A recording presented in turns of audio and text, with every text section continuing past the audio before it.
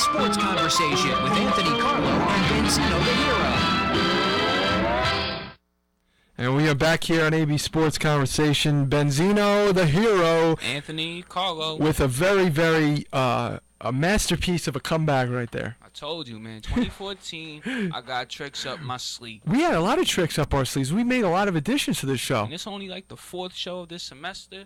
Exactly. Only the 4th show, and look at what we're doing. Looney Tunes stuff on everything. Yep. Benzino the Hero and Anthony Carlo here with you, WICR AB Conversation, and we will be conversing about the very unfortunate happenings lately for the New York Yankees fans to hear. Yes. I must tell you that I have been depressed every day since hearing this news. Really? Yeah. You know, when we talk about our favorite teams, we talk about primarily the Knicks, the Yankees, and the Giants. Okay, yep. Mostly. Ben is a football fan, so he enjoys watching football, a good football game. Yes. I'm a Giants fan. Ben's a Knicks fan. He will only watch the Knicks. No, I mean, well, that's not true. If a Knick game and his Knick game on, I'm watching a Knick game. Come on. That's a stupid question. Right. That's the difference between football and basketball for you. It's that football, you want to see a good game. Basketball, if the Knicks are in the equation at all, nobody else is winning your eyes. Yep. It's going to be the Knicks. Mm-hmm. Baseball, I would say he's a baseball fan as well. Baseball fan as well. Where he enjoys the game. When we compare each other, I would say I'm most relatable to the Knicks with Ben, to the Yankees with me. Okay. So if you heard that Carmelo Anthony was retiring, would that hurt you at all? I would look at the Knicks logo. I'll shake my head a little bit, but then I'll nod my head because the Knicks will come back stronger. Okay, so that's different. And Carmelo Anthony is not a good example because Carmelo Anthony is... When Patrick Ewing retired, you could say that. Exactly. Let's face it. No disrespect to Carmelo. He's not Derek Jeter. Mm-hmm. He's not the Derek Jeter to the Knicks as Jeter is to the Yankees. Yes. So when I heard Derek Jeter announcing his retirement, I've been, depressed to the point where I would go to sleep sad and I would wake up sad. I'm not really joking with you. I'm not. People might laugh at me, but I'm not really kidding. Derek Jeter has brought and has been the memories all my Yankee life. Mm-hmm. I talk as if I'm a player. Yes. All my life of being a fan, Derek Jeter has been the core of that franchise. He's been the face of that franchise. He's been the face of Major League Baseball. Yes. He's been the face of Major League Definitely. Baseball. And I am upset to hear that Derek Jeter is retiring, and I feel like the Yankees are losing their identity. Definitely. We remember the Robinson Cano. We talked about that. Robinson Cano out there. We'll just say what we talked about. Don't get mad at me. No, I will not. No, go All ahead. right. Go But ahead. this is a serious issue because this is Derek Jeter, or I should say Derek Jeter, number 2. Bob Shepard. Bob Shepard will never be heard in Yankee Stadium again Crazy, man. because Bob Shepard has passed away. Yes. But his soundtrack was carried over to the new ballpark by Jeter. Jeter wanted his soundtrack played by Bob Shepard. Yes. So every other Yankee is introduced by a new PA. Except for Jeter. Bob Shepard is the only one who would be announcing Jeter. Derek Jeter, let me give you my case. Okay. Can I give you my case? Mhm. I'll spill my guts right now, and then you respond. I never expected Derek Jeter to retire at 40. Derek Jeter has been, so far through his career, somebody who's remained very healthy, Yes. I think, up until the last year. And in his mind, the last year of injuries was the nail in the coffin. He said, I can't come back anymore and be as healthy as I was. I'm going to be playing broken seasons. I can't do this anymore. His health is what played into it. We talk about Steve Nash and Kobe Bryant walking away when a champion knows to walk away from the game. They haven't felt their time yet. Mm-hmm. Derek Jeter pulled the trigger before anybody else had to ever tell him to leave. Yes. I don't think he was even in the position for anybody else to tell him to leave. Mhm. I don't think he had done anything bad to show he didn't have the skills to play anymore. Yeah. The only thing that went against him was the fact that he could not stay on the field last year. Mm-hmm. Aside from that, I thought he was going to play till at least 42. I knew this day was coming, but I didn't think it was going to come this early on. At age 40, this will be the last season Derek Jeter plays in pinstripes. We could go through all the memories he's created for Yankee fans, but more than any other team in Major League Baseball, he's been the team more than any other player has been for any other team out there. He has been the team. Yes. Derek Jeter has been the team. Players have gone and they've come, but Derek Jeter has been the rock and the fortress of the New York Yankees, and they're going to suffer losing their face now that he's gone. I don't know what to say, Anthony. I felt like I was Dr. Phil and you were one of my patients. Well, you feel like I'm in therapy right now? Well, Can you relate? I can relate a little bit because, as me being a fan of baseball, it sucks not gonna see Derek Jeter in pinstripes. Right. I have to make a game to the Yankee Stadium if Derek Jeter is healthy this year Yeah. and see him play. I owe it to the game as a fan of the game, being Right. from New York, going seeing Derek Jeter out there play. And Yankee Stadium's gonna get a huge spike in ticket. Man. You know, I mean, it's gonna be crazy. Not happy about that. I mean, the price is gonna go up. Number one. Number two, you're gonna have so many people going. Fenway Park has gotten so many more ticket buyers so far because of Derek Jeter's last season. And his last game is against Boston. Yeah. You know, it's going to be very emotional. We already know that it's going to be Mariano times 5. Yes. It's going to be Mariano 5 times worse. Because Mariano wasn't in the limelight as Jeter was. Even though Mariano was one of the 4 stones of the dynasty, 4 stones of the Yankees organization. Exactly. He wasn't in the tabloids as Jeter was in the tabloids. No, the best way to explain it is Jeter was... Santiago, what up, what up? Santiago, shout out. Jeter was a special player that really, as good as Mariano was, and will always be in the history books, the best closer to ever play the game, and as a Yankee, one of the best Yankees to ever wear pinstripes. Derek Jeter, there's no competition. No competition with He's him. different from everybody else, and that goes into the way he carried himself off the field as well as on the field. Yes. Derek Jeter will never go down as one of the most skilled players to ever play the game. No, he won't. It was more about his clutch play, the things he did in big situations that nobody else could have ever done, nobody else ever did, and the way that he carried himself off the field and on the field as a leader. And that sums it up.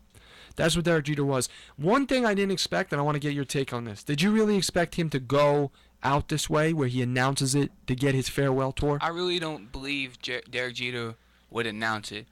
I think, like, in the September or August, he would do, I'm retiring from the game. Right. Just do whatever you got to do to remember me. I agree with you. I thought it was going to be more along those lines. Maybe even as you said, September, October. Last game, boom, get out of the way. Yeah. But he took the Mariano route. He deserves a farewell tour. He deserves a long, drawn-out thing. It gets annoying for some people to watch it become drawn out, but that's what he deserves. I didn't expect him to do it this way. He came out about it on Facebook. Yeah, a wrong paragraph. But I think he wanted everybody to know. I don't know why he did it, because it doesn't strike me as Derek Jeter wanting everything. When you run New York, you have everything you want. Exactly. I don't understand why he's doing this, because Mariano, he stayed under the shadow a little bit. He was in Jeter's shadow. Exactly. So when Mariano retired, it was like, oh, Mariano's, I feel sad, but you got to appreciate what he did for the game. Can I make an analogy? Yes. Can I make an analogy for us this week? All right, so do you like McDonald's? I care for it on occasions. When you go to McDonald's, what do you usually order? Iced tea cup. Okay, what food? Real food? McChicken. McChicken? Yeah. Chicken sandwich. Yeah, McChicken, yeah. All right, well, I would probably go for a bacon cheeseburger. Okay. Something like that.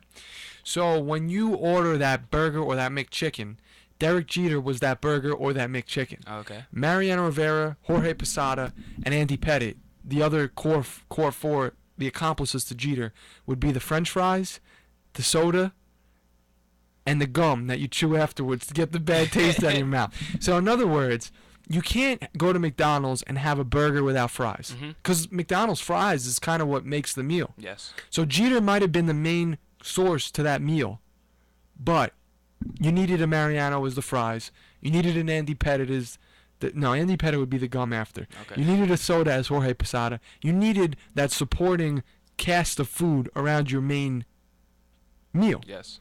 So that's what it was. But Jeter will always be the hamburger to the Yankees. Okay. The meat and the potatoes to what that team was. Anyway, we will revisit this down the line. Definitely. You're a Yankee fan. I'm a fan of baseball. Yeah. We're going to talk about this when spring training starts officially. Yes. When the season gets started. Mm-hmm. When the season ends. Mhm. 5 years after that season has occurred. Mm-hmm. We will be talking about Derek Jeter, most definitely. Absolutely. Now, unfortunately, we had some other bad news, and that was the actual retiring of David Stern. David Stern. Who is David Stern? Well, if you know basketball, he's the commissioner of the league. Well, was the commissioner of the league. David Stern, 30-year career, 3 decades. He saw a lot of players coming through his organization. From 1984, February 1st of 1984, that's when he started. He ended February 1st, 2014. Saw names like Larry Bird, Magic Johnson, Michael Jordan, Michael Jordan, Yao Ming, Yao Ming, LeBron, Jason Kidd, who's KD, still in the league. Jason Collins. He saw. Jason Collins. He's got a lot of history in that one mind of his. His first year being commissioner, he implemented a lottery. And can I give the sports definition of week? If that's cool. Oh, here we go. Perfect. All right, sports lottery for the NBA. If you know the lottery, the Mega Million, there's balls being randomized and they go up to a slot. Say the team has a worse record, they have more balls in the tank. If they have more balls in the tank, a higher percentage to get the number 1 overall pick. And they did that for the teams that did not make the playoffs. So that's the NBA draft lottery. There we go. To continue on with the draft lottery, in 1985, first year it was implemented, the Knicks got the first pick. The Knicks had third worst record that year, and it was kind of a conspiracy theory because David Stern's from New York. He grew up like in the Knicks, and they get Patrick Ewing, the best center in college, to come to the Knicks. Patrick Ewing, arguably the in the top 3 Knicks, best Knicks to ever play the game. All time ever laced up in the blue and orange, yes. I mean, I probably have. There's no doubt about Willis Reed Willis Reed, and your boy Richie Gary. Richie Garrett. That's your boy, man. Richie Garrett. I did the interview for Richie Garrett. How was that, actually? It was fun. Richie Garrett is I want to say I've never met a nicer man than Richie Garrett. Very polite, humble, and it was great to see the whole whole arena here chanting his name. It was a fun interview. It was a pressure interview. But you did well. I saw it. Oh, I appreciate it. You can see it Ben. on YouTube. Anthony Carlo, Richie Gary interview. You type that in. I appreciate it. Thank you. Back to David Stern. And That's can I cool. give one more plug before? Yeah, I'm what's sorry. up? We'll continue with David What's up, Stern what's up? saying. I'll plug that I just made a tribute to Derek Jeter on YouTube. If you go to North Avenue Nation or Iona Mass.com on YouTube, you can, or go on my Facebook, Anthony Carlo. Anthony Carlo. You can find Derek Jeter tribute. But I'm sorry. Continue with David That's Stern. all right. Any other? No more exciting plugs. announcements? No more plugs. I'll make a plug. I make some of the welcome back cotters, as you say. Yeah. Oh, As the industry say, cotters. I make some of that. Back to David Stern. fabulous job, I must say. You've Thank you, done. thank you. Another fabulous job by David Stern. He globalized the game. That's what he mainly was known for. Before, it was only in the United States, Canada, Italy. Absolutely. That's 3 countries. NBA is now in 217 countries with 47 languages. And one of the ambassadors to help David Stern globalize the game was obviously Michael Jordan, but exposing a whole new market with Yao Ming. Yao Ming coming from China. Yes. Money came into the NBA because he got drafted by the Houston Rockets. So you saw Chinese advertising in the Houston Rocket arena. It's because they knew people in China were watching Yao Ming. Speaking of ambassadors, Dennis Rodman. That's not China. That's a little bit off from China. I know, I'm kidding. The ambassador. Ambassador for Korea, right? Korea? Oh yeah, North Korea. North Korea. But that's a good point because David Stern did something that David Stern. You see, the thing about it is that the NBA was suffering at one time, and that was in the Larry Bird, Magic Johnson era, where he was struggling with competing with the NHL. NHL. Hockey Yeah. was trying to overcome him. So he was a commissioner during a time like that, brunted it out, and look what he saw on the other end of the door. Michael Jordan and his era, which took the NBA and skyrocketed. Everybody wanted to see Jordan. But back to Magic and Larry. That was watchable TV as well. Because Magic Johnson had to announce his retirement, and that was another hardship for the NBA and David Stern because That was one of the faces of the NBA, Magic Johnson, that smile. Mm-hmm. Somebody said, I forgot who said the quote, but Magic Johnson will kill you with a smile. He'll cross you over with a smile. Make a layup with a smile. Even though he's serious, it's with a smile. With a smile. Does it with a smile.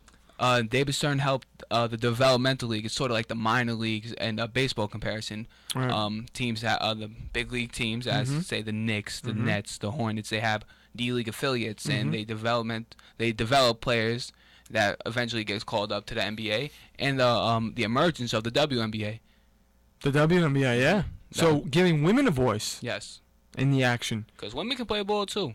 They can. We know here the girls do a very good job. I mean, Hopefully, one of them be in a WNBA. I mean, D'Amica Martinez might have a shot. Yeah, hopefully that's good to see. Maybe be on Richie Gary next to the name. She averages like 24 points a game. Yeeks. Expansion teams for David Stern: the Heat, Hornets, Magic, Timberwolves, Raptors, and the Vancouver Grizzlies. Now the Memphis Grizzlies, Yeah. and the Charlotte Hornets are now the Charlotte Bobcats. But the New Orleans Hornets is the Pelicans, and now the Hornets are coming back to Charlotte. So that'll be implemented next year. Under David Stern, the Dream Team was assembled for the Yes. Olympics.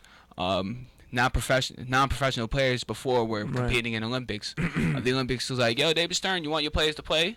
If they're from the USA? Sure. The Dream Team was assembled, and they dominated. So David Stern has a lot to do with that. Implementation of the dress code. Yes. Players didn't like that at all. Well, I mean, I like it. I don't know about you. It's nice. Well, You know what it is though in baseball or football, any other sport, you don't have to do that. no.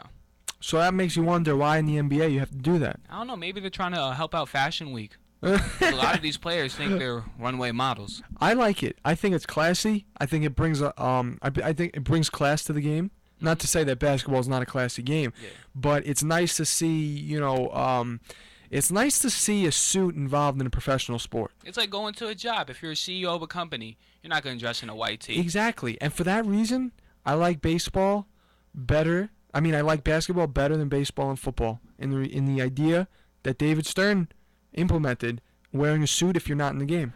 Ron Artest was a huge part of David Stern's headache as the NBA commissioner. Mouse of the Palace, we've discussed that, and it was a 72 game suspension for Ron Artest, biggest suspension ever in For NBA. clocking players and fans and everything. What else for Mr. David Stern and his illustrious career? Oh, Tim Donahue.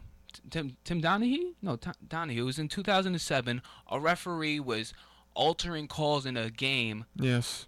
It's alluding to baseball with Anthony, a Pete Rose type of situation. Right. Not betting on the game, but he was making calls to outcome his favor and gambling, and that was a whole big scandal because Mr. Donahue refereed a conference champions game. Sometimes he refereed finals games. Right. So if one call here, one call there, it alters the game. Oh, of course. I mean, that was one of the. Listen, you can't do that because one call changes the whole game. Under David Stern, there was 4 lockouts. The first lockout happened in 1999. It was a 50-game season, and 2 happened. One were for 5 days and one for a couple of hours. Yes. But the latest lockout was in 2011. They had a 66-game season, and it was kind of weird because you don't see lockouts happening. For David Stern, he's the owner. He's not the owner. He's the commissioner. Was the commissioner of the league, and he has to appease to his owners, all 30 of them, which are billionaires. Exactly. It's And- not as easy as it looks. Because you also have the players' union that was represented by Derek Fisher. Now that plays for the Thunder. He was the president of the union for representing the players, and the players don't like it, and the owners want to get it for TV deals, and it was a whole mess, and fans suffered. I forgot what broadcaster was talking lately, but he said, no, it was an ESPN anchor, and he was like, Derek Fisher, after he scored, and he was like, oh, look at this. What is he, 50? He looks funny. like it. He's in good shape. Yeah, definitely Fisher. 30-something, your high 30s. Yeah, but he's in And he can shoot, man. exceedingly good shape. And if you can shoot, you're on the court, Yeah. you're making money. But I don't think it's about money for him. It's about rings now. Yes. Personally. In 2010, David Stern and the NBA took over the New Orleans Hornets. They bought the franchise because it was suffering, but now they have an owner. But when David Stern owned the New Orleans Hornets, Chris Paul was supposed to be a Laker, actually. Right. But David Stern rejected it, and now Chris Paul is a Clipper. So that was sort of kind of controversial because he's running the team, so he rejected the trade. Right. That's one thing I never I found. How can a commissioner be involved with the team? I guess he bought it, him in the NBA. I know, but I feel like the commissioner should be no ties to a team. You can have a favorite team. You can go to team games like we see Bud Selig do, Right. as every other commissioner does. And Bud Selig has had his hand in teams before as well. But unlike Derek Jeter, we know who's replacing David Stern, and Right. that's Adam Silver, David Stern's right-hand man. If you know Adam Silver watching the NBA draft, he would usually do the second round of the draft, and he would get cheered because David Stern is off. Right. Now we got to see what Adam Silver will implement to the league.